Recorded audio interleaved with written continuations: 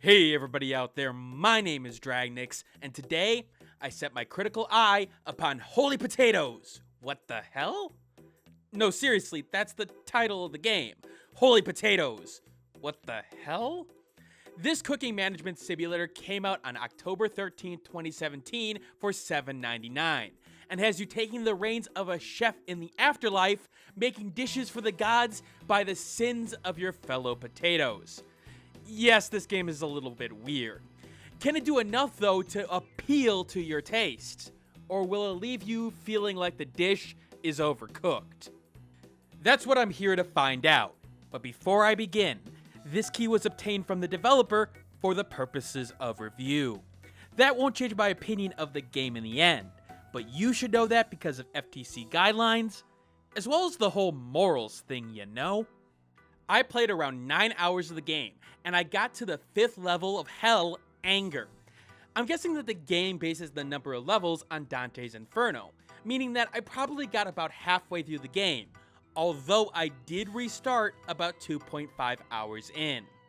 I'll be concentrating on the gameplay as the focus of this critical eye, but I will still talk a little bit about the presentation and the story. Alright, so the game, as I mentioned, is a cooking management simulator and follows in the line of the Holy Potato series, but it's closer to a weapon shop than we're in space. Your ingredients this time around aren't ores that you find or anything like that, it's the actual potato sinners in hell. Yes, in this universe for some reason, potatoes are cannibalistic and makes me question everything about this series up until this point.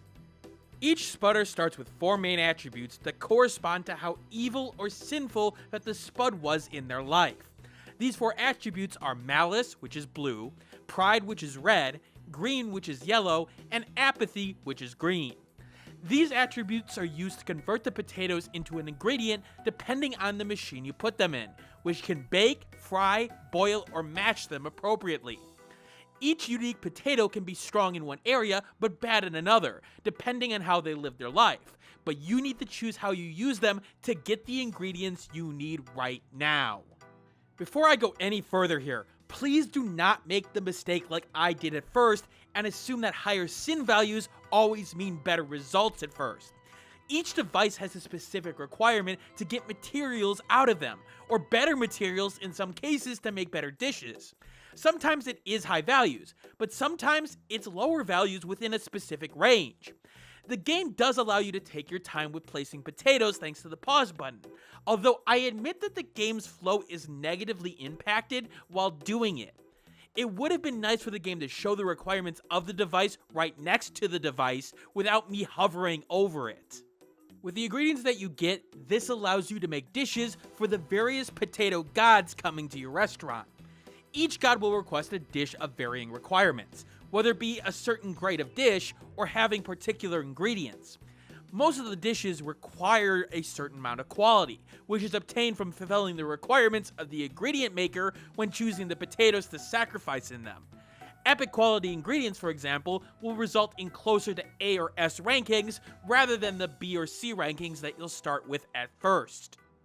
That's basically the majority of the game. Feed the gods as much as you can.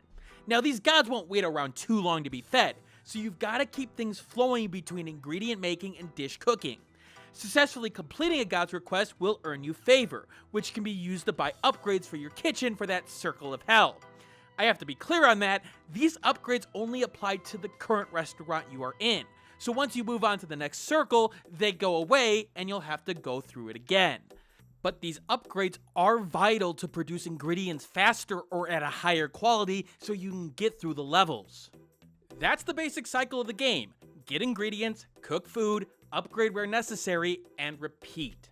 Now, each section does have a requirement that you have to face before moving on in gameplay, and keep in mind that these objectives can end your game. That's right, in this simulator you can fail and have to start from an earlier save, or worse, start entirely over. Granted, I wish the game would have told me that before, but you know what? I'm sort of a fool for thinking otherwise. Here's the thing. What Holy Potatoes does well is pacing the changes in gameplay elements out enough so that you never feel too comfortable with the current iteration that the game has thrown at you. Sure, you're still cooking dishes in the end, But when the game introduces 3 ingredients for the first time, for example, it makes you pause for a second, realizing that it adds a bit of complexity due to the speed in which dishes are coming out, and not having the quality of ingredients that you may want in order to hit the requirements of the gods. Then, the first time that it asks you to look for a specific sinner to pluck out to give to a certain god, you start looking closer at the sinners, and it adds another dimension to the gameplay because you actually have to think about, hey, is this person the person that this guy wants? Or is it just somebody that I can throw into another machine? It only moves on at the right time, when you've gotten enough of an understanding of that element, and then it could add a little bit more complexity. Now, is it that hard? No. If you're looking for a challenging simulator, this game isn't for you. You get a couple of days on each objective to complete them, and in 90% of the cases, you can complete it on the first day with no problem. If you pay just a slight bit of attention and don't leave the game unpaused accidentally to select ingredients and whatnot, you'll be good and you won't be challenged. Well, at least what I've played so far of the game. The challenge, in my opinion, is not what the game is going for, however, at least not in the early and mid-game. What's nice here, though, is that the game doesn't want you to fail, giving you multiple options to deal with problems that you've created for yourself. But it's also not stopping you from making the same stupid mistake and getting yourself into a bit of trouble, like some other simulators seem to do. You could always pick up a power-up or two to make up for a problem you created for yourself, just in case.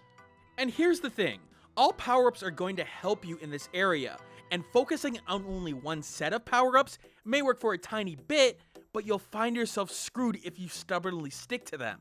For example, I only focused on toppings early on, to help me get over the hump with some of the dishes that I had trouble getting to a B or A required rating. That worked for a while, but then I found myself in a jam, because even though I kept on doing well in the dishes I was presenting to the gods, I eventually just ran out of ingredients to use, not even dealing with the quality portion of it. That, on top of the fact that the rate in which the machine started to break down left me struggling to complete a day early on, which is when I just started to restart my run. One of the things that I really do appreciate is the necessity of using power-ups and boosts in the regular gameplay section to do more than just assist you when you end up in a bit of a bind.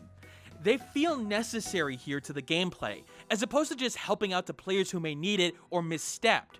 Sure, you could do without them in certain cases, but let's take the main sinner pool for example.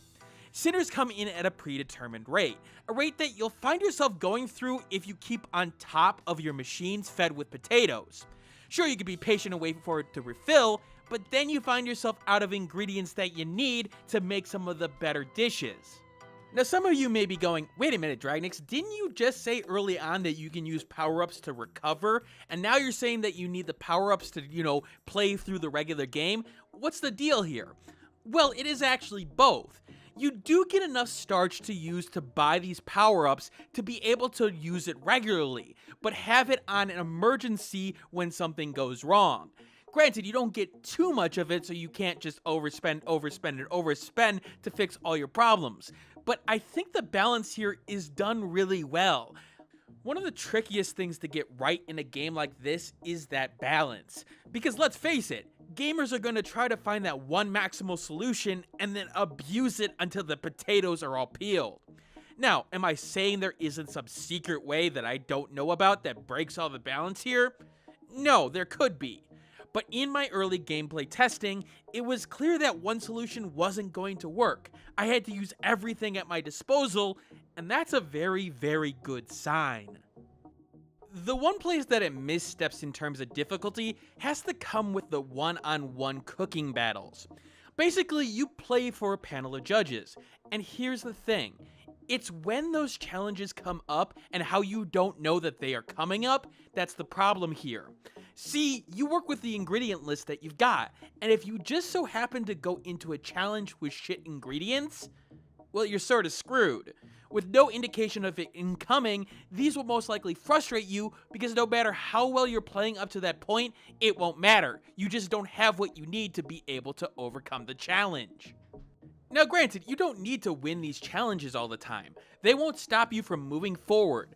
but they feel a little tacked onto the game and feel disjointed from the rest of the gameplay.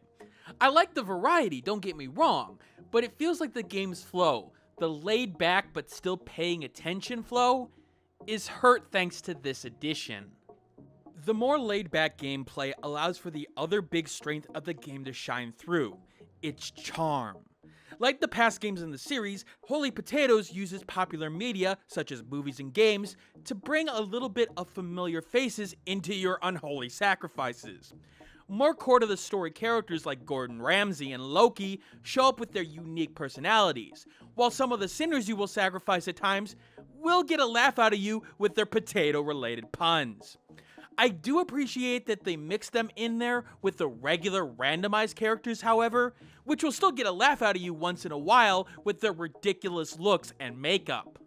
The humor is good, but it isn't going to blow you away by any means, and I do admit that at the point I am in the game, it's missing some of the elements that the original Weapon Shop game seemed to bring to the table. In particular, the things like the side quests that give you a little bit more intimacy with characters. Sure, you've got moments in this game like when you go one-on-one with Darth Vader in a cooking battle, but I don't know what it is. It's just missing something. I think my biggest complaint about Holy Potatoes What the Hell comes with the UI design and how messy it ends up being. Word of advice to the developers here. Show the hotkeys that are bound next to the various menu buttons to give the player a visual clue in case they forget which key it was bound to. In a game with a lot of mechanics like this game has, this is vital because you're going to forget more than 4 menus. There's like 8 or 9 here, and I'm sorry, maybe my old age is catching up to me, but I kept on forgetting it here. This UI is one of those where it follows the rules that I would expect from a simulator game, yet I just can't help but think there was a better way. For example, when it comes to missions that gain you favor or lose you favor, I'd expect them to be all in one place, which technically they are here, between the request to the gods and finding a particular potato. Although the real mission is in the top right corner, so that sort of breaks the flow, but I can understand why it's near the clock. I think my real problems come with the sub-menus here. Everything feels so clustered, and for me, it's hard at times to see the differences in the dishes with such a small picture to work with.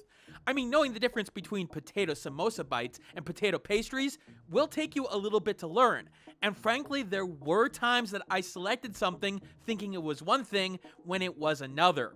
Showing a bit bigger pictures at the icon level would have made a lot more sense to me here. Now, story-wise, it actually has a pretty good story for a simulator. You're a fresh cook in hell, and you don't know what your life was before you got there. You do know that you're cooking for your salvation, as you can make your way to heaven if you make your way through the different kitchens of hell in the various circles. There is actually intrigue that plays out here as your fellow chefs are also going through the same thing you are, and while the story is basic and not exactly the greatest of writing, it keeps the game's flow going. I do wish the game would have played up the different circles' themes a bit more in both the gameplay and the story. Make it so that you have to deal with angry customers, or really emphasize the anger when in the anger circle. Maybe your machines break down because, well, you're more angry and you're bashing against them. Just a missed opportunity, in my opinion, to add a little bit more character to the game. Presentation-wise is where the game is at its weakest. Specifically, I'm not a fan of the new art style used in this game compared to the original's more cartoonish style. You still get the over-the-top expressions at times, and you still get the idea that you are sacrificing potatoes, but the world here feels more at place in a childlike atmosphere, and I think the cartoon style does it better than anything else. So in the end, Holy Potatoes What the Hell is a good passing the time simulator with a little bit of heart to it. It's not going to test you like some of the more complicated simulators like Big Pharma, but it's going to keep you entertained enough, and it's well worth the price of admission here.